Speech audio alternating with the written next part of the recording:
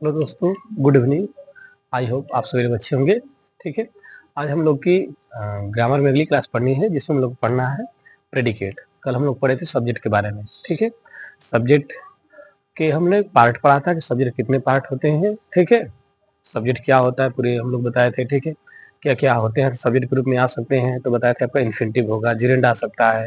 ठीक है, और आपको बताए थे कि ठीक है जो ठीक है डिटरमाइनर होता है वो आपका सब्जेक्ट के रूप में आता है। ठीक है, और बताए थे कि जो क्वालिफायर होते हैं, ठीक है, या एग्जेक्टिव होते हैं, हेड वर्ड होता है, या किसके भाग होते हैं, तो सब्जेक्ट के भाग होते हैं। तो ये सब हम पढ़ाए हैं। ठीक है, अगर जो लोग ना पढ़े होंगे वह ठीक है प्लेलिस्ट में इसकी ठीक है शुरू से क्लास पढ़ी हुई है, तो उसको वन बाय वन आप करके देख लेते हैं तो आपको पूरे सब पार्ट ऑफ सब्जेक्ट के बारे में समझ में आएगा। ठीक है, और हम लोग अगली क्लास पढ़ेंगे ठीक है सब्जेक्ट वर्ब एग्रीमेंट में, जिसमें हम लोग को पढ़ना है ठीक है प्रेडिकेट के बारे में।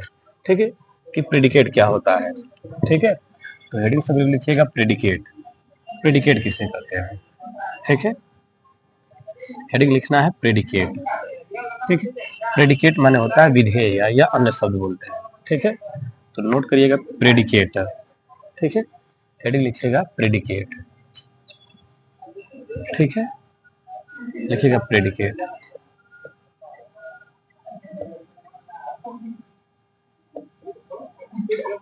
प्रेडिकेट माने होता है विधेय। ठीक है, विधेय। ठीक है, या इसी को हम लोग क्या बोलते हैं, अन्य शब्द बोला जाता है, या अन्य शब्द भी बोल सकते हैं, अन्य शब्द। ठीक है, तो ध्यान रखना, इसको नोट कर लीजिएगा कि सब्जेक्ट और प्रेडिकेट। ठीक है, तो हम लोग को पढ़ना है प्रेडिकेट के बारे में। ठीक है,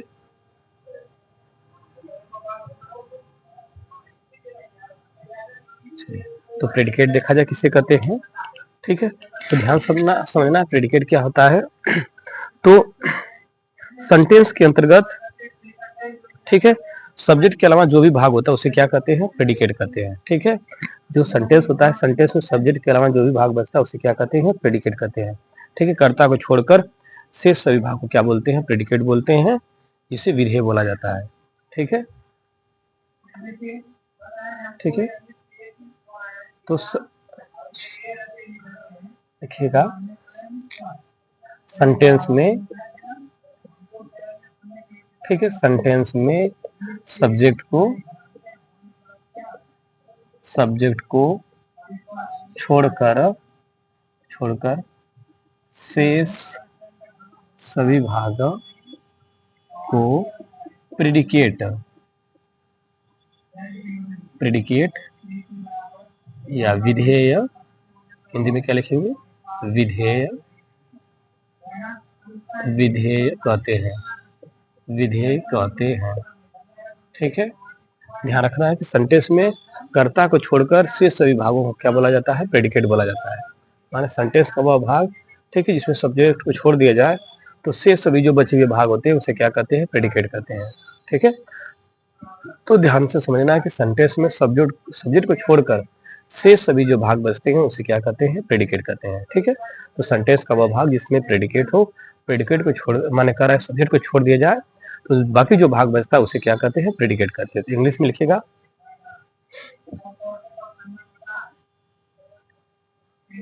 ठीक है,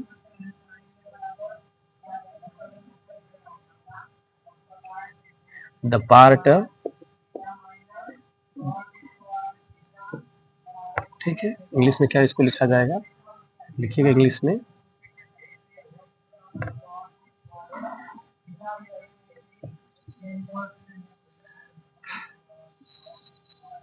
the parts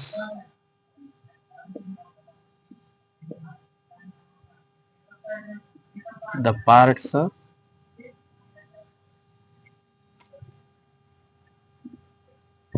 the parts of sentence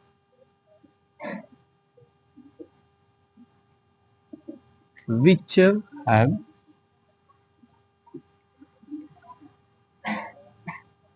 which have remaining which have left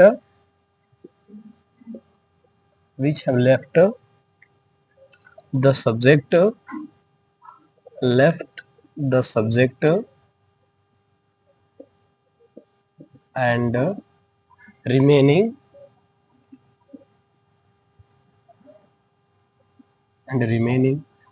ठीक है, होल पार्ट रिमेनिंग, ठीक है, बस लिखिएगा एंड रिमेनिंग पार्ट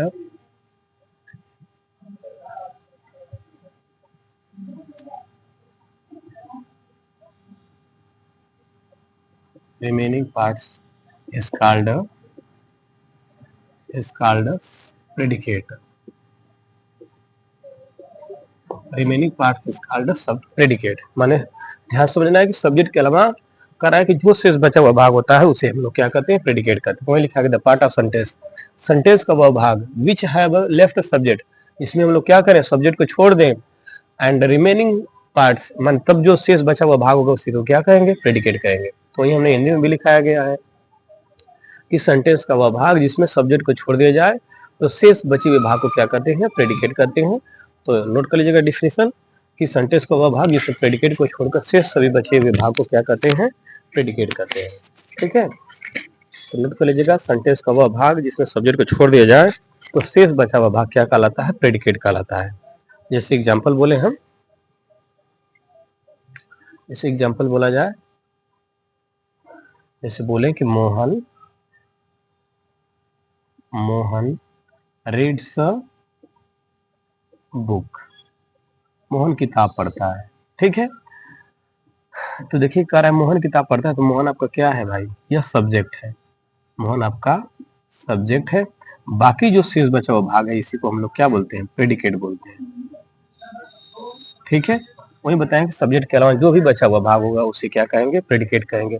तो मोहन किताब पढ़ता है तो मोहन आपका सब्जेक्ट हो गया, बाकी शेष बचा हुआ भाग क्या बोला जाएगा, माने रीड्स बुक आपके क्या हो जाएंगे, प्रेडिकेट हो जाएंगे। तो वही लिखा गया डिफिनेशन कि सेंटेंस में सब्जेक्ट को छोड़कर शेष सभी बचे हुए भाग को क्या बोलते हैं, प्रेडिकेट बोला जाता है। ठीक है, तो नोट कर लीजिएगा कि मोहन रीड्स बुक, मोहन आपका सब्जेक्ट हो जाएगा, बाकी रीड्स बुक आपका क्या हो जाएगा, प्रेडिकेट हो जाएगा। जैसे आगे बोले कि यू आर, ठीक है, playing hockey in the field.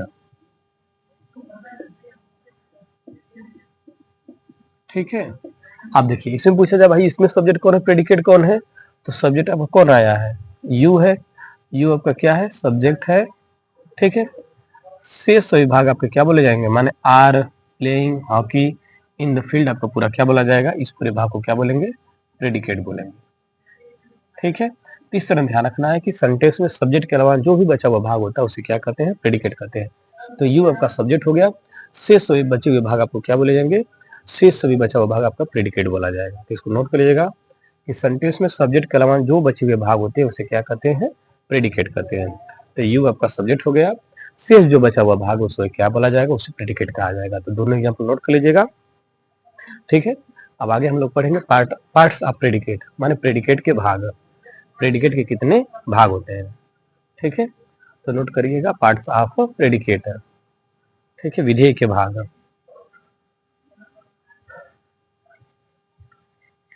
तो प्रेडिकेट किसे कहा जाता है, ध्यान रखना, सेंटेंस में सब्जेक्ट के अलावा जो भी बचा हुआ भाग होता है उसे प्रेडिकेट कहते हैं। ठीक है,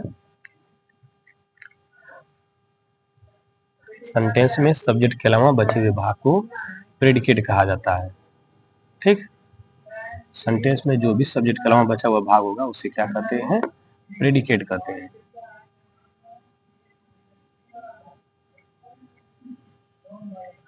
आगे लिखिएगा पार्ट्स ऑफ प्रेडिकेट माने विधेय के भाग, पार्ट्स ऑफ प्रेडिकेट। ठीक है, तो लिखिएगा पार्ट्स ऑफ प्रेडिकेट।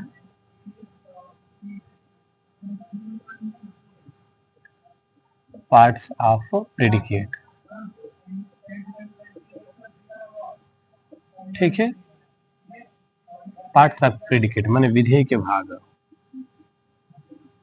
विधेय के भाग, पार्ट्स ऑफ प्रेडिकेट माने विधेय के भाग। तो ध्यान रखना विधेय के दो भाग होते हैं, एक को बोला जाता है ठीक है। प्रेडिकेट के मुख्यतः 3 भाग होते हैं, ठीक है, नोट करना है पार्ट्स ऑफ प्रेडिकेट। तो प्रेडिकेट के मुख्यतः 3 भाग होते हैं, ठीक है। प्रेडिकेट के मुख्यतः कितने भाग होते हैं? 3। देखिएगा कौन कौन से होते हैं। तो इसके मेन 3 पार्ट होते हैं। यहाँ पे हमने एक चार्ट बना दे रहे हैं, इसको चार्ट के अकॉर्डिंग समझिएगा, ठीक है। पहला होता है आपका वर्ब, वर्ब माने क्रिया। पहला होता है आपका वर्ब होता है, ठीक है। दूसरा आपका क्या होता है, ध्यान समझना है कि दूसरा आपका, ठीक है, दूसरा आपका ऑब्जेक्ट होता है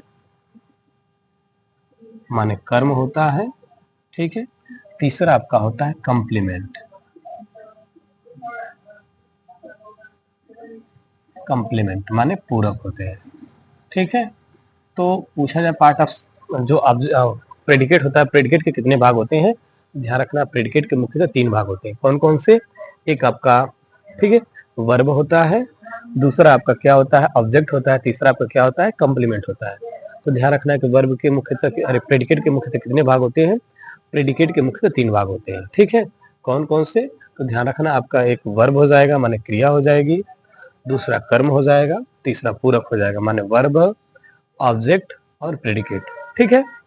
तो ध्यान रखना है कि सेंटेंस में जो प्रेडिकेट होता है, प्रेडिकेट के मुख्यतः कितने पार्ट्स होते हैं? तो ध्यान रखना, प्रेडिकेट के मुख्यतः 3 पार्ट्स होते हैं। एक को बोलते हैं वर्ब, दूसरे को ऑब्जेक्ट बोला जाता है और तीसरे को क्या बोलते हैं? प्रेडिकेट बोलते हैं, ठीक है। सेंटेंस में प्रेडिकेट के मुख्यतः कितने भाग होते हैं? सेंटेंस में प्रेडिकेट के मुख्यतः 3 भाग होते हैं, ठीक है। पहला आपका वर्ब, दूसरा ऑब्जेक्ट, तीसरा कंप्लीमेंट। अब थोड़ा समझना है, जो वर्ब होता है, वर्ब के मुख्यतः 2 टाइप्स होते हैं, ठीक है। वर्ब के मुख्यतः कितने टाइप्स होते हैं? वर्ब के मुख्यतः 2 टाइप्स होते हैं, ठीक है, ध्यान समझना है। एक को बोलते हैं हम लोग, एक को बोला जाता है प्राइमरी, प्राइमरी, ठीक है। एक को बोला जाता है प्राइमरी, ठीक है, वर्ब या, ठीक, हेल्पिंग प्राइमरी, इसको बोलते हैं, को हेल्पिंग वर्ब लिख लीजिएगा डायरेक्ट ही, हेल्पिंग वर्ब बोला जाता है, हेल्पिंग वर्ब बोलते हैं, ठीक है। और दूसरी होती है आपकी, ध्यान समझना है, दूसरी को हम लोग बोलते हैं मेन वर्ब, मेन वर्ब, इसी को बोला जाता है फुल वर्ब, ठीक है। मुख्य क्रिया होती है, मुख्य क्रिया होती है, ठीक है। ध्यान रखना, वर्ब को मुख्यतः कितने भागों में बांटा है? वर्ब को मुख्यतः 2 भागों में बांटा गया है। एक को बोलते हैं हेल्पिंग वर्ब माने सहायक क्रिया, ठीक है, सहायक क्रिया बोली जाती है। दूसरा होती है मेन वर्ब माने मुख्य क्रिया, ठीक है। अब यहाँ समझना ऑब्जेक्ट, ऑब्जेक्ट के मुख्यतः 2 टाइप्स होते हैं। कौन कौन से होते हैं? ध्यान से समझना, एक डायरेक्ट ऑब्जेक्ट होता है, एक डायरेक्ट ऑब्जेक्ट होता है, ठीक है, माने होता है वस्तु सूचक, वस्तु सूचक कर्म, ठीक है। दूसरा होता है इनडायरेक्ट ऑब्जेक्ट, इनडायरेक्ट ऑब्जेक्ट, ठीक है। दूसरा आपका होता है इनडायरेक्ट ऑब्जेक्ट, जिसको हम लोग बोलते हैं, ठीक है, व्यक्ति सूचक, व्यक्ति सूचक कर्म होता है, ठीक है। ध्यान रखना है कि ऑब्जेक्ट के मुख्यतः 2 टाइप्स होते हैं। एक को बोलते हैं डायरेक्ट ऑब्जेक्ट, एक को बोला जाता है इनडायरेक्ट ऑब्जेक्ट, ठीक है। कंप्लीमेंट आपका एक ही होता है, ठीक है, जिसे हम लोग पूरक बोलते हैं। और अब समझिए, कह रहा है कि जो हेल्पिंग वर्ब होती है, इसके 2 टाइप्स होते हैं। एक को हम लोग बोलते हैं प्राइमरी, एक को बोला जाता है model, primary, primary helping verb, primary helping verb, ठीक है। दूसरे बोला जाता है मॉडल, मॉडल्स वर्ब या मॉडल वर्ब, ठीक है, ठीक है। इनके 2 टाइप्स होते हैं, ध्यान रखना है, एक मॉडल्स होती है, प्राइमरी होती है, ठीक है। तो इनको नोट कर लीजिएगा कि वर्ब के मुख्यतः 2 टाइप्स होते हैं, ठीक है। कौन कौन से? तो एक को बोलते हैं हम लोग हेल्पिंग वर्ब, एक को बोला जाता है मेन वर्ब। जो हेल्पिंग वर्ब होती है, हेल्पिंग वर्ब के, ठीक है, मुख्यतः 2 टाइप्स होते हैं। एक को हम लोग बोलते हैं प्राइमरी हेल्पिंग वर्ब, एक को बोला जाता है मॉडल, ठीक है। अब ध्यान समझना है कि जो प्राइमरी होती है, प्राइमरी के मुख्यतः 3 टाइप्स होते हैं। कौन कौन से? तो अब ध्यान समझना है, ठीक है। एक को बोला जाता है वर्ब टू बी। इसमें कौन कौन सी आती हैं? तो इज, एम, वाज और वर आती है। ठीक है। दूसरा होता है आपका वर्ब टू डू, जिसमें डू, डज और डिड आती है। ठीक है। एंड थर्ड आपका होता है वर्ब टू हैव। ठीक है। इसमें कौन कौन सी होती है? तो हैज, हैव और हैड आती है। ठीक है। ध्यान रखना है। तो इस तरह, ठीक है, इनके 3 टाइप्स होते हैं।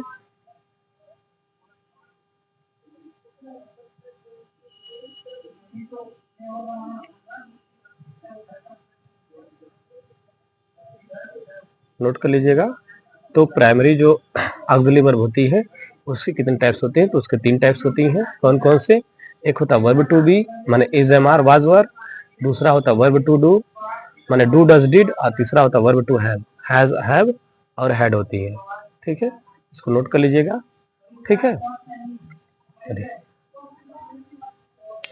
ध्यान रखना है कि इसके मुख्यतः कितने टाइप्स होते हैं? तो इसके मुख्यतः 3 टाइप्स होती हैं। एक वर्ब टू डू का बी होता है जिसमें इज, एम, आर, वाज, वर आती है। दूसरा होता है वर्ब टू डू, इसमें डू, डज, डिड आती है। तीसरा वर्ब टू हैव होता है जिसमें हैज, हैव और हैड आती है। जो कि मॉडल ऑक्सिलरी वर्ब में क्या होती है? तो मॉडल ऑक्सिलरी में आपकी 13 होती हैं, जिसमें can, could, may, might, should, will ये सब होती हैं। ठीक है। तो ध्यान रखना है। तो इस तरह ध्यान रखना है कि प्रेडिकेट के कितने भाग होते हैं? प्रेडिकेट के मुख्य 3 भाग होते हैं। एक वर्ब होता है, ऑब्जेक्ट होता है, कंप्लीमेंट होता है। वर्ब के मुख्यतः कितने भाग होते हैं? 2 भाग। एक हेल्पिंग वर्ब, एक मेन वर्ब बोला जाता है। ठीक है। हेल्पिंग वर्ब के मुख्यतः 2 भाग होते हैं, एक प्राइमरी बोलते हैं, एक मॉडल बोला जाता है। ठीक है। तो ध्यान रखिएगा।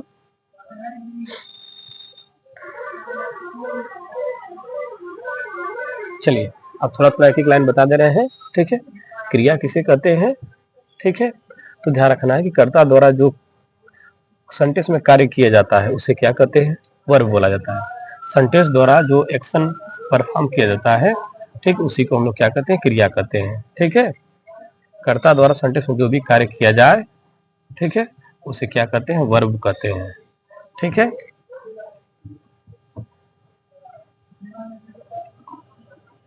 ठीक है। सेंटेंस में कर्ता द्वारा जो भी कार्य किए जाते हैं उसे क्या कहते हैं? क्रिया कहते हैं। तो चलिए हेडिंग लिखिएगा सभी लोग। सबसे पहले वर्ब, कि वर्ब किसे कहा जाता है। ठीक है। तो ध्यान समझना है कि सेंटेंस में कर्ता के द्वारा जो भी कार्य किया जाता है उसे वर्ब कहते हैं। ठीक है।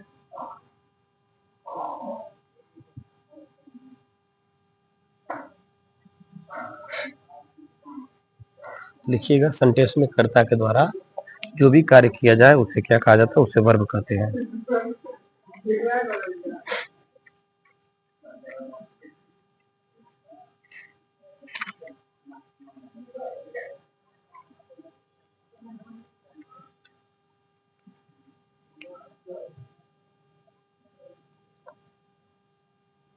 ठीक है। हेडिंग लिखिएगा वर्ब,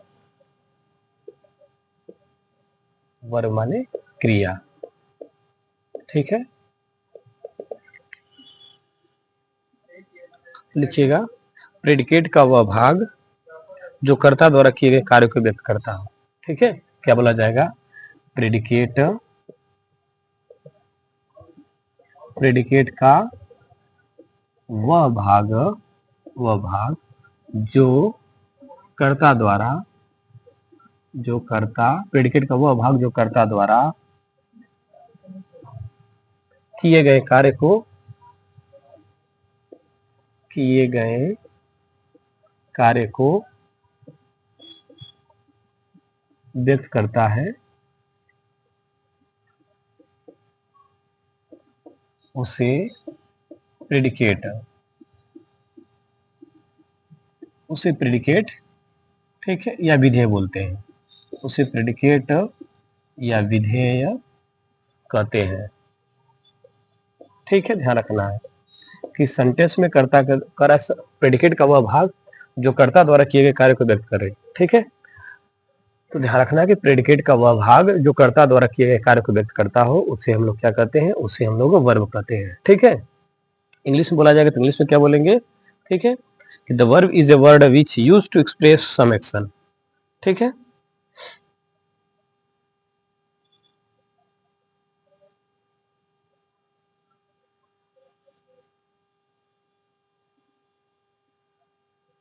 लिखिएगा इंग्लिश में क्या लिखा जाएगा, द वर्ब, ठीक है, इंग्लिश में क्या लिखा जाएगा, तो लिखा जाएगा the verb is a word, the verb is a word which, ठीक है, द वर्ब, ठीक है, इज ए वर्ड, ठीक है, लिखिए the verb is a word use to, ठीक है, the verb is a word use to express some action, काम फीलिंग,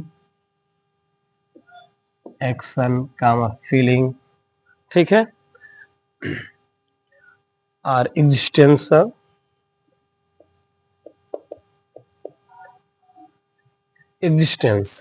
ठीक है, और लिख लीजिएगा इसी में इट टेल अस समथिंग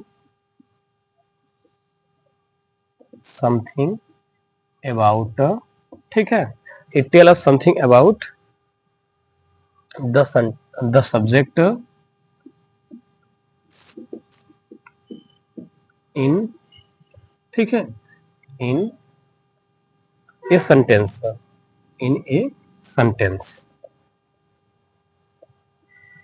ठीक है। अगर इंग्लिश में बात किया जाएगा वर्ब के बारे में, तो वर्ब को क्या बोलेंगे, तो the verb is a word which, ठीक है, या बोला जाएगा the verb is a word use to express some action, ठीक है, माने कह रहा है कि क्रिया वह वर्ब है जिसका, कह रहा है क्रिया वह शब्द है जिसका प्रयोग, ठीक है, कह रहा है कि व्यक्त करने के लिए किया जाता है, किसमें, कह रहा है किसी कार्य को, ठीक है, फीलिंग माने अनुभव को, एग्जिस्टेंस माने अस्तित्व को, ठीक है, और कह रहा है कि it tell us something about the subject in a sentence, माने यह कर्ता के द्वारा किसी कार्य को क्या करता है, अभिव्यक्त करता है, बताता है। तो वही बताया कि सेंटेंस में कर्ता के द्वारा अगर कोई कार्य किया जाता होगा तो उसी को क्या कहते हैं, सब्जेक्ट कहते हैं। इसको ध्यान रखिएगा, इंग्लिश में भी इस बात को नोट कर लीजिएगा, ठीक है। हिंदी में लिखा गया कि प्रेडिकेट का वह भाग जो कर्ता के द्वारा किया गया होगा, ठीक है, करें प्रेडिकेट का वह भाग जो कर्ता के द्वारा किया जाए, ठीक है, जो कार्य व्यक्त करे उसी को हम लोग क्या कहते हैं, तो उसी को ध्यान रखना, उसी को हम लोग कहते हैं प्रेडिकेट कहते हैं। यहाँ पे इंग्लिश में लिखा गया है कि the verb is a word which use to express, ठीक है, the verb is a word, ठीक है, use to express some action feeling existence, it tell us something about the subject in a sentence, ठीक है, माने कह रहा है वर्ब एक ऐसा वर्ड शब्द है जो किसी, ठीक है, कार्य को, किसी फीलिंग को, किसी तरह के अस्तित्व को बताता है, और बताता है कि it tell us something about the subject in a sentence, माने ये बताता है कि सेंटेंस में सब्जेक्ट क्या कर रहा है, वही सब्जेक्ट के द्वारा जो भी कार्य किया जाएगा उसी को हम लोग क्या कहते हैं, क्रिया कहते हैं, ठीक है।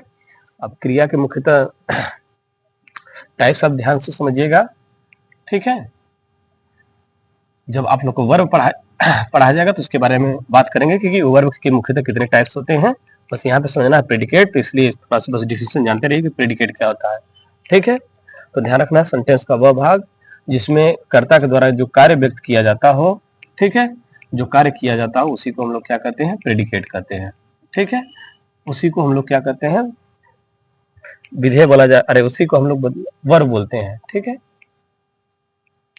कि सेंटेंस में कर्ता के द्वारा, ठीक है, जो भी कार्य किया गया होगा वो आपकी क्या बोली जाएगी, क्रिया बोली जाएगी, ठीक है, वर्ब बोली जाएगी। अब हम लोग को समझना है किसको, ठीक है, ऑब्जेक्ट को, ठीक है, ऑब्जेक्ट, ऑब्जेक्ट माने होता है कर्म, ऑब्जेक्ट माने क्या होता है, कर्म, ठीक है, तो ध्यान समझना है कर्म क्या होते हैं, तो कह रहा है क्रिया से, माने सब्जेक्ट के द्वारा जो अगर कोई किसी वस्तु का बोध किया गया होगा, किसी व्यक्ति का बोध कराया गया होगा सेंटेंस में, ठीक है, उसे हम लोग क्या कहते हैं, उसे हम लोग कर्म कहते हैं, ऑब्जेक्ट कहते हैं, ठीक है। तो लिखिएगा कि प्रेडिकेट का वह भाग, प्रेडिकेट का वह भाग जो सब्जेक्ट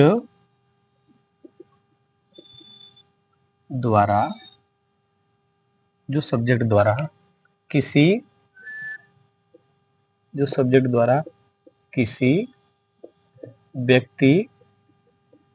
व्यक्ति या वस्तु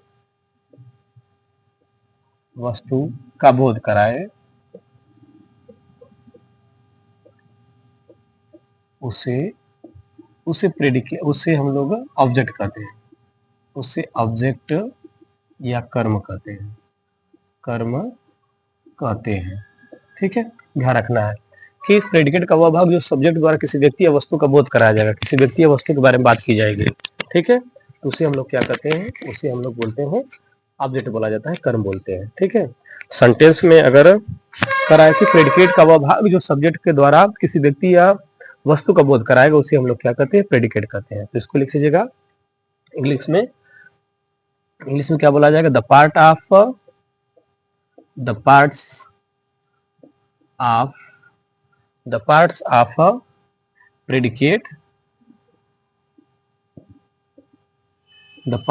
predicate, which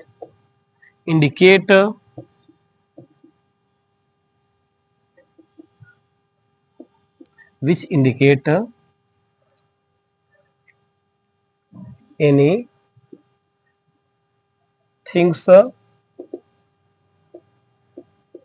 or person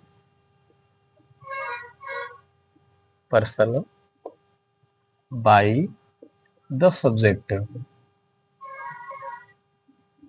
ठीक है, ध्यान रखना कह रहा है कि प्रेडिकेट का वह भाग जो किसी कर्ता या प्रेडिकेट का वह भाग जो किसी, ठीक है, सब्जेक्ट के द्वारा किसी व्यक्ति या वस्तु का बोध कराया जाएगा, उसी को हम लोग क्या कहते हैं, ऑब्जेक्ट कहते हैं। ठीक है, ध्यान रखना है कि प्रेडिकेट का वह भाग जिसमें कर्ता के द्वारा किसी व्यक्ति या वस्तु की बात की जाएगी, उसी को हम लोग क्या कहते हैं, प्रेडिकेट कहते हैं। जैसे अगर हम एक एग्जाम्पल के बारे में बात करें कि मोहन रीड्स, ठीक है, ध्यान रखना है कि मोहन रीड्स बुक लिख दे। ठीक है, मोहन रीड्स बुक, मोहन किताब पढ़ता है। ठीक है, तो सब्जेक्ट आपका क्या है, ध्यान से समझना, सब्जेक्ट आपका मोहन है। ठीक है, रीड्स क्या है आपका, वर्ब है, क्रिया है। ठीक है, बुक आपका क्या है, तो सब्जेक्ट के द्वारा किसी वस्तु के बोध कराया जाएगा। कह रहा है मोहन पढ़ता है, भाई क्या पढ़ता है, किताब पढ़ता है। किताब ही आपकी क्या बोली जाएगी, यहाँ पे किसी वस्तु का बोध किया जा रहा है, इसलिए इसको हम क्या बोलेंगे, ऑब्जेक्ट बोलेंगे। ध्यान समझना है, वही लिखा गया सब्जेक्ट के द्वारा प्रेडिकेट का वह भाग ना, इसमें किसी वस्तु का बोध कराया गया होगा, माने सब्जेक्ट द्वारा किसी वस्तु का बोध कराया गया होगा, उसी को हम लोग क्या कहते हैं, प्रेडिकेट कहते हैं। देख रहे हैं मोहन कह रहा है कि इस प्रेडिकेट का भाग, प्रेडिकेट तो आपका यही है, योर रीड्स कह रहा है कि रीड्स बुक लिखा गया है, तो रीड्स आपका वर्ब हो गया, अब बुक आपका क्या हो गया, प्रेडिकेट हो गया, माने सब्जेक्ट द्वारा किसी वस्तु के बारे में बात की जा रही है, माने मोहन पढ़ता है, क्या पढ़ता है, तो किताब पढ़ता है, इसलिए क्या हो जाएगा आपका, ऑब्जेक्ट हो जाएगा। ठीक है, और एक एग्जांपल बोल दें, ऐसे लिख दें कि ही राइट्स ए लेटर।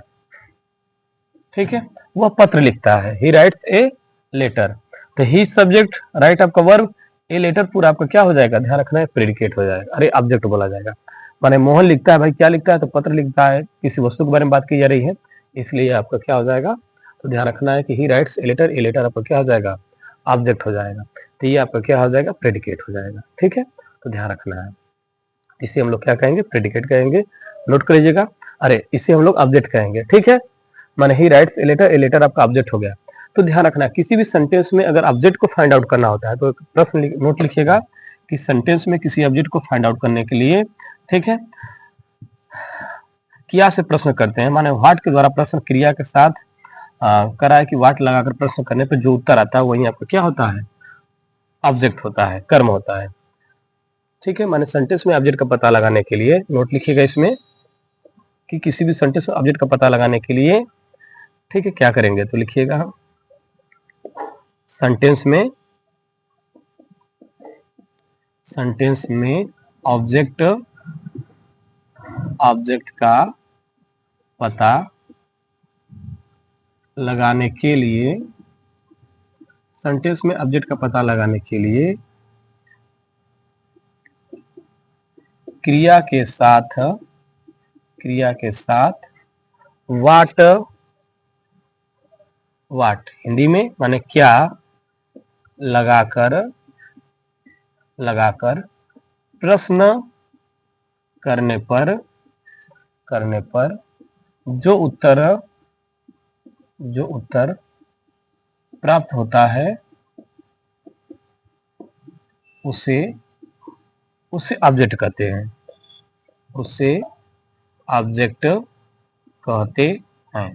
ठीक है। ध्यान रखना है कि अगर किसी भी सेंटेंस में अगर ऑब्जेक्ट को फाइंड आउट करना होगा तो कह रहा है कि क्रिया के साथ वर्ब के साथ वाट लगाकर प्रश्न करने पर जो आपको उत्तर प्राप्त होता है वही क्या होता है, वही आपका ऑब्जेक्ट होता है, ठीक है।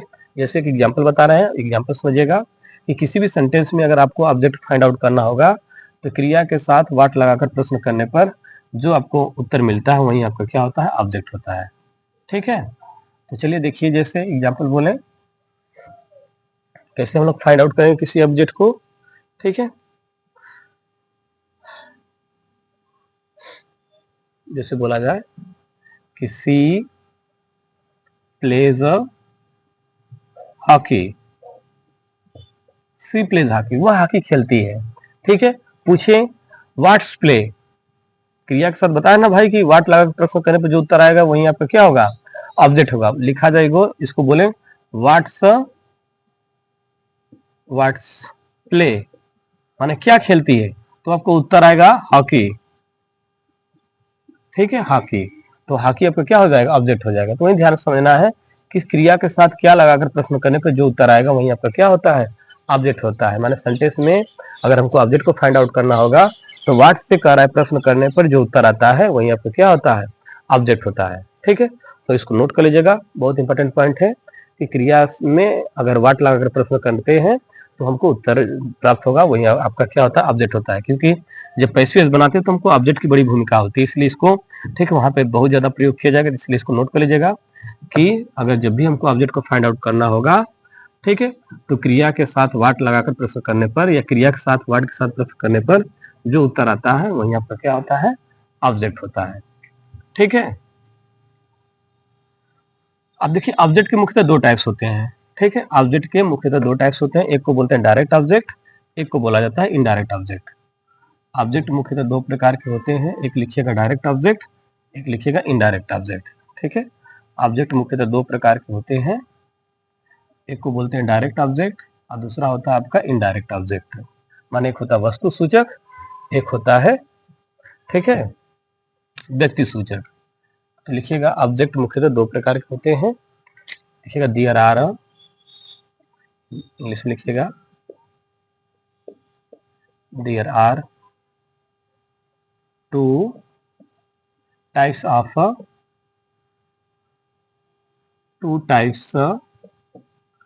ऑब्जेक्ट, ठीक है। माने कर्म दो प्रकार के होते हैं, कर्म दो प्रकार के होते हैं, ठीक है। कौन कौन से होते हैं, तो पहला लिखिएगा डायरेक्ट ऑब्जेक्ट। फर्स्ट आपका क्या हो जाएगा, डायरेक्ट ऑब्जेक्ट, डायरेक्ट ऑब्जेक्ट, ठीक है। माने वस्तु सूचक कर्म, ठीक है। दूसरा आपका होता है जिसको बोलते हैं इनडायरेक्ट ऑब्जेक्ट, इनडायरेक्ट ऑब्जेक्ट, ठीक है। माने इसको बोलते हैं व्यक्ति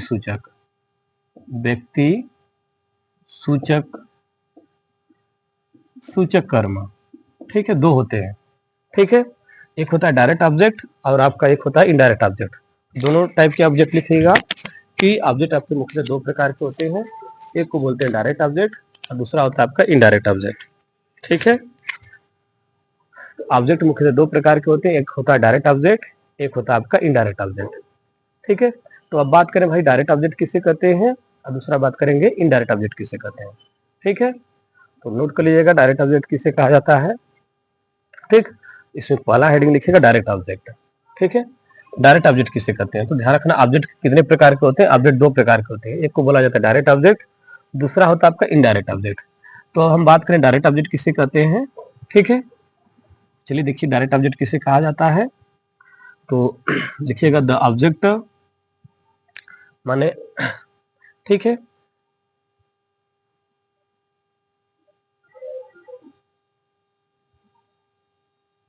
माने वह ऑब्जेक्ट जो किसी व्यक्ति या वस्तु का रहा है, वह ऑब्जेक्ट जो वस्तु का बोध कर रहा है। ठीक है, द ऑब्जेक्ट, ठीक है,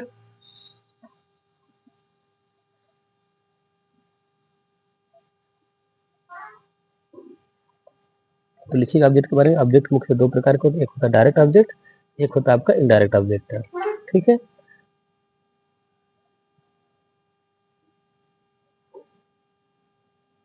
ठीक है, माने वह ऑब्जेक्ट जो, ठीक है, वस्तु का बोध कराएगा उसे डायरेक्ट ऑब्जेक्ट कहते हैं। ठीक है,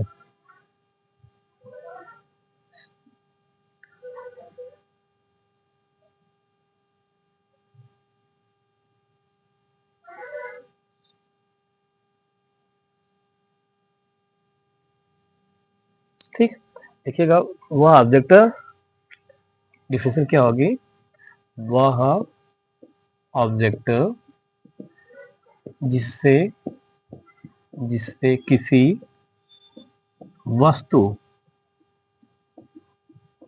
का बोध हो उसे डायरेक्ट ऑब्जेक्ट, उसे डायरेक्ट ऑब्जेक्ट उसे डायरेक्ट ऑब्जेक्ट कहते हैं, उसे डायरेक्ट ऑब्जेक्ट कहते हैं। ठीक है, इंग्लिश में लिखा जाएगा, लिखिएगा द ऑब्जेक्ट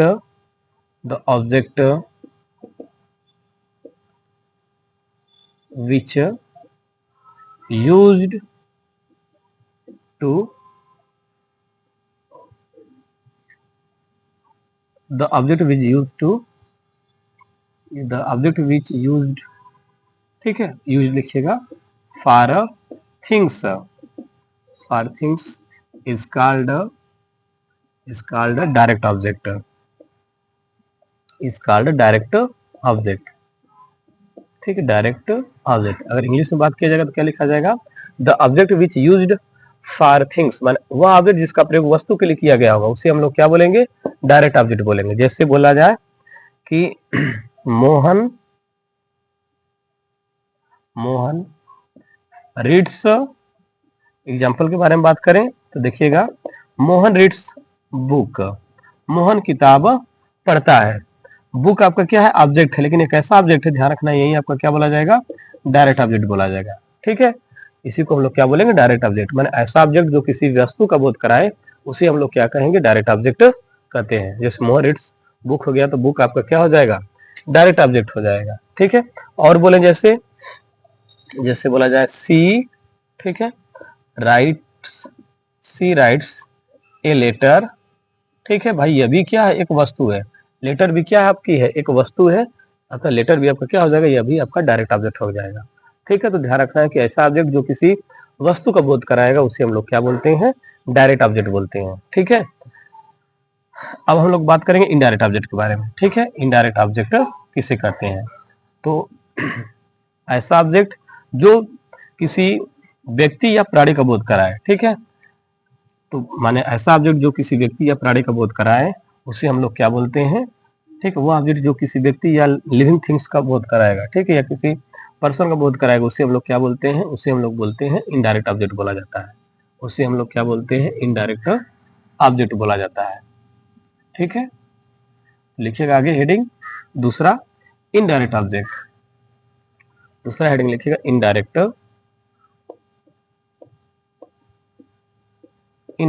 ऑब्जेक्ट, माने इसको क्या बोला जाएगा, व्यक्ति सूचक, व्यक्ति या प्राणी सूचक, व्यक्ति सूचक कर्म।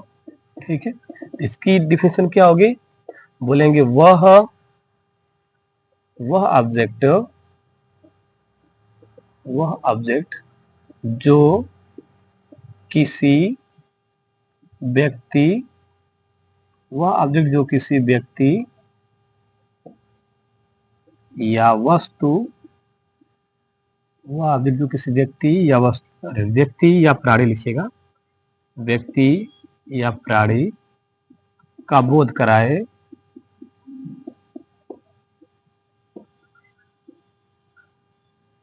उसे उसे इनडायरेक्ट ऑब्जेक्ट कहते हैं, उसे इनडायरेक्ट ऑब्जेक्ट कहते हैं, ठीक है,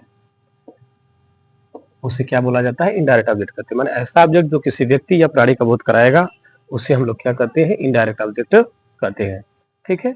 माने वह ऑब्जेक्ट जो किसी व्यक्ति या प्राणी का बोध कराए उसे क्या बोला जाता है, तो उसे इनडायरेक्ट ऑब्जेक्ट कहते हैं, ठीक है। इंग्लिश में बात किया जाएगा तो इंग्लिश में क्या बोलेंगे, लिखेंगे इंग्लिश में कि the object which used to, ठीक है, फॉर या the object which used for person और living things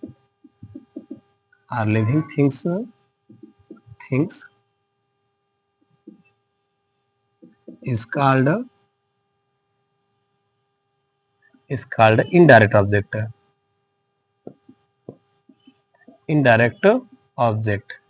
is called indirect object। माने the object which used for, ठीक है, लिविंग माने पर्सन और, ठीक है, living things is called direct object. जैसे बोला जाए कि सी बाट मी, ठीक है, सी बाट मी एक ए बुक, ठीक है, करा है कि सी बाट मी ए बुक, माने उसने मुझे एक, ठीक है, किताब खरीदा या वह मुझे एक किताब खरीदी, ठीक है। तो सी आपका सब्जेक्ट है, बाट आपका क्या है, मेन वर्ब है, ठीक है, ये मेन वर्ब है, यह क्या है, सब्जेक्ट है, ठीक है। मी क्या है, ध्यान रखना, यही व्यक्ति सूचक है ना, वो ध्यान रखना, मी आपका क्या है, व्यक्ति सूचक है, इसी को हम लोग क्या बोलेंगे, इसी को हम लोग बोलेंगे इनडायरेक्ट ऑब्जेक्ट, ठीक है। ध्यान रखना, यहाँ पर क्या बोला जाएगा, इनडायरेक्ट ऑब्जेक्ट बोला जाएगा, जबकि बुक क्या है आपका, है बुक आपका डायरेक्ट ऑब्जेक्ट है, ठीक है। ध्यान रखना, बुक आपका क्या है, तो ये आपका डायरेक्ट ऑब्जेक्ट है, ठीक है। तो इस तरह सेंटेंस में अगर ऑब्जेक्ट अगर दिया होगा तो ध्यान रखना कि वो आपके क्या होते हैं, व्यक्ति सूचक ऑब्जेक्ट होते हैं। जैसे सी बाट मी ए बुक, वह मुझे एक किताब खरीदी, तो सी मी आपका क्या हो जाएगा, ठीक है, आपका इनडायरेक्ट ऑब्जेक्ट हो जाता है, ठीक है। ध्यान समझना, और कुछ बता दे रहे हैं, डायरेक्ट उनको पहचान लेंगे। अगर आप पर्सनल प्रोनाउन पढ़े होंगे तो पर्सनल प्रोनाउन में जो ऑब्जेक्टिव केस में प्रोनाउन आते हैं, व्यक्ति सूचक प्रोनाउन कौन कौन से होते हैं, तो ध्यान रखना, अगर हिम होगा, ठीक है, हर होगा, ठीक है, डियर, देम होता है, ठीक है, और अस हो जाएगा, ठीक है, मी हो जाएगा, ठीक, और यू हो जाता है। तो इस प्रकार के अगर किसी सेंटेंस में आते हैं तो ये सब क्या बोले जाते हैं, ऑब्जेक्ट बोले जाते हैं, ठीक है। तो अगर इस प्रकार कोई सेंटेंस में अगर आएगा तो ध्यान रखना, वही आपके क्या बोले जाते हैं, ये सब आपके बोले जाते हैं इनडायरेक्ट ऑब्जेक्ट बोले जाते हैं, ठीक है। इसको नोट कर लीजिएगा, सेंटेंस में अगर आपका ऑब्जेक्ट आता है, ठीक है, तो ऑब्जेक्ट को कैसे पहचानेंगे, कौन डायरेक्ट ऑब्जेक्ट है, कौन आपका इनडायरेक्ट ऑब्जेक्ट है, ठीक है। चलिए और एक दो एग्जाम्पल बता रहे हैं, ठीक है। चलिए थोड़ा समझना है कि भाई सेंटेंस में डायरेक्ट ऑब्जेक्ट और दोनों इनडायरेक्ट ऑब्जेक्ट आ जाए तो कैसे लिखा जाएगा, ठीक है, पहले कौन लिखा जाए, कौन बाद में लिखा जाएगा।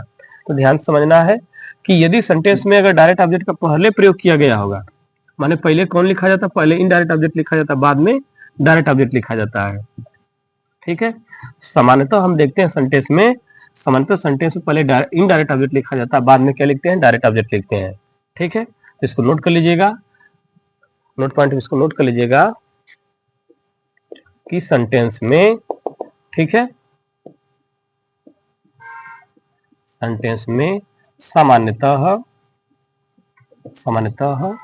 पहले इनडायरेक्ट ऑब्जेक्ट तथा बाद में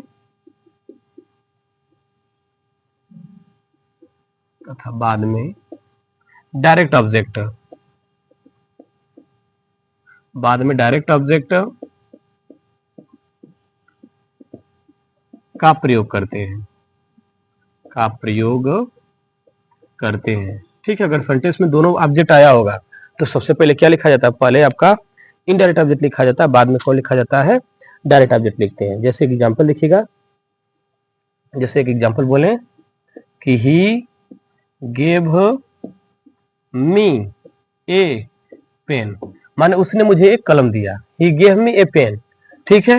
ही आपका ध्यान रखना है सब्जेक्ट है, ठीक है।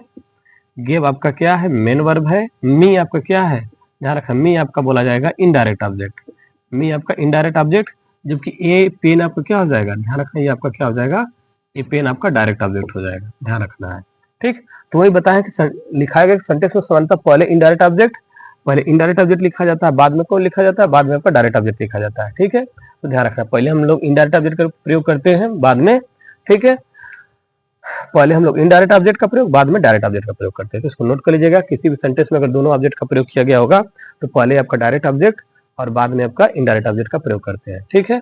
चलिए एक और एग्जांपल समझिएगा, ठीक है, एक और नोट पॉइंट समझिएगा, ठीक। इसको नोट कर लीजिए कि सेंटेंस में अगर दोनों प्रकार के ऑब्जेक्ट आए तो पहले आपका इनडायरेक्ट ऑब्जेक्ट, बाद में डायरेक्ट ऑब्जेक्ट, ठीक है।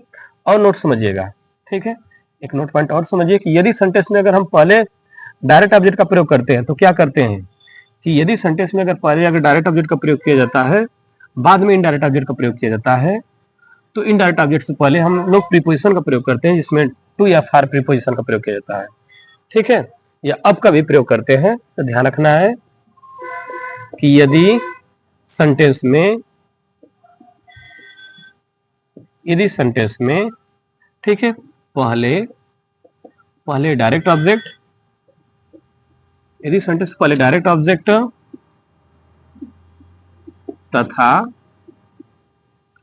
तथा बाद में इनडायरेक्ट ऑब्जेक्ट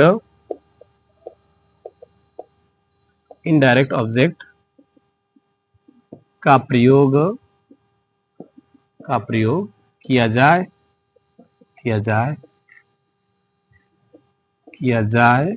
तो इनडायरेक्ट ऑब्जेक्ट से पहले, ठीक है, प्रीपोजिशन लिख देते हैं ब्रैकेट में, टू या फॉर या अप का प्रयोग, तीनों में से किसी एक का प्रयोग कर सकते हैं, का प्रयोग करते हैं, ठीक है।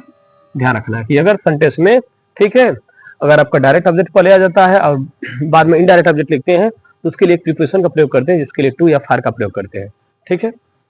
जैसे कि एग्जांपल देखिएगा, जैसे बोले कि ही गेव, ठीक है, ए बुक फॉर मी हो जाएगा, माने he gave a book for me, माने उसने मुझे एक किताब दिया, ठीक है। तो ही आपका ध्यान रखना है सब्जेक्ट, ही आपका सब्जेक्ट हो जाएगा, गेव आपका मेन वर्ब है, ठीक है, एमबी है, ए बुक आपका क्या है, ध्यान रखना, ये डायरेक्ट ऑब्जेक्ट है, मी आपका क्या है, ध्यान रखना, ये आपका इनडायरेक्ट ऑब्जेक्ट है, ठीक है, ये क्या बोला जाएगा, इनडायरेक्ट ऑब्जेक्ट बोला जाएगा। तो ध्यान रखना, किसी भी सेंटेंस में अगर डायरेक्ट ऑब्जेक्ट का प्रयोग पहले करते हैं, बाद में इनडायरेक्ट ऑब्जेक्ट का प्रयोग करते हैं, तो इनडायरेक्ट ऑब्जेक्ट से पहले प्रीपोजिशन का प्रयोग करते हैं, जिसमें प्रीपोजिशन टू हो सकता है या फॉर हो सकता है या अप हो सकता है, ठीक है। तो इसको ध्यान रखिएगा।